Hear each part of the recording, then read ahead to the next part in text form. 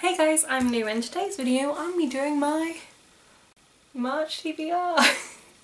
Trying to make it so you can't see the books. I am filming this on the 24th of February, so I might end up reading these books before I actually start March. If I do, it'll be my February wrap up. I have 5 books in my TBR. 3 of them are diverse reads that I'm really looking forward to getting to.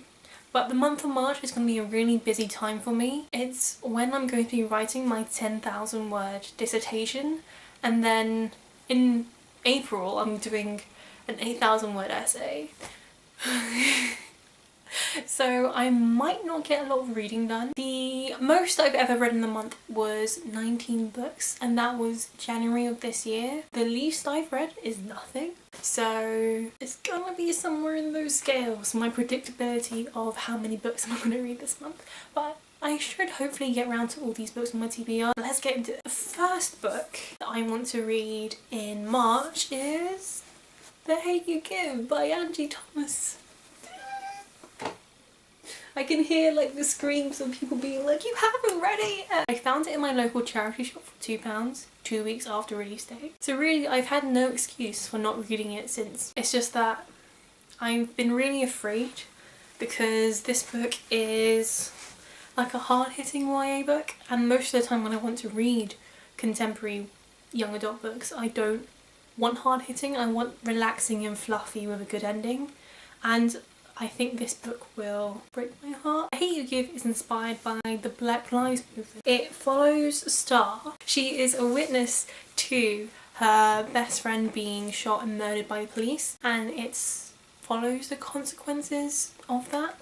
I don't really know much else about this, and I don't really want to know much else. I want to go in it almost blind. I think there's romance in this. Could be wrong. There's also a movie coming out. I'm sure you know about it by now. In March, you might not know this, on the 24th of March, Angie Thomas is coming to London. She's doing an event with Waterstones and she's talking about The Hate You Give, her new book on the come up, and the movie for The Hate You Give.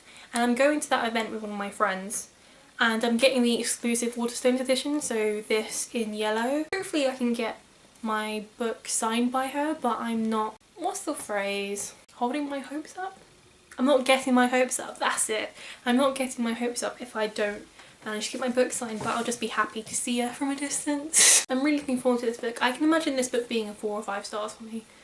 It's just, I've been really afraid of getting heartbroken. The second book I want to read in the month of March is Ready Player One by Ernest Cline. I haven't read this book either. I actually lent this to my dad because I thought that he would like it, and he read it really quickly, like really quickly for him. He normally reads like 1 or 2 books a year, and he read this probably within a month. So you know it's good when a non-reader reads it that fast. Ready Player One is set in a sort of dystopian future where the world is not in a good place. It's filled with hunger, famine, and the only way to escape is through the virtual reality world called the Oasis. But there's an Easter egg in the Oasis. Whoever finds the Easter egg gets control of the Oasis. It's being made to a movie. My dad wants to go see it, so I should watch it. I should read it before I watch it. And the trailers look really good. The third book I want to get round to in March is Love, Hate and Other Filters by Samira Ahmed. Did you manage to hear me? I feel like my voice went halfway through when I said that. Love, Hate and Other Filters is about this teenage girl called Maya, that's it. And I'm guessing she's an aspiring photographer. And there's a terrorist attack, and the terrorist shares the same surname as her, so she has to deal with Islamophobia. That's all I really know from this book. I don't want to research too much into them because I don't really want to be spoiled. I am looking forward to this book, but one of my friends, Emily, I have 2 Emilys in my life. One of the Emilys has read this and she enjoyed it, but she thought that it should have been longer. I don't really think it'll be a 5-star read for me because of that. But nonetheless, I think it will be an important read. And I think I'll relate to it because Asian families are quite similar, whether they're from the north, east, south or west of Asia. The next book I want to get into in the month of March is I Believe in a Big God Love by Maureen Goo. I literally can't wait to get into this book. This book will probably have everything that I'll ever want.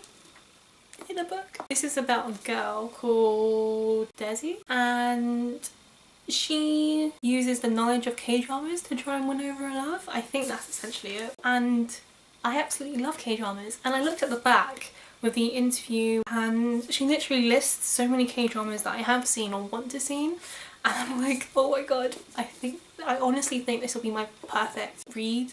I'm expecting 5 stars and I really don't want to expect 5 stars because what happens if I don't like it?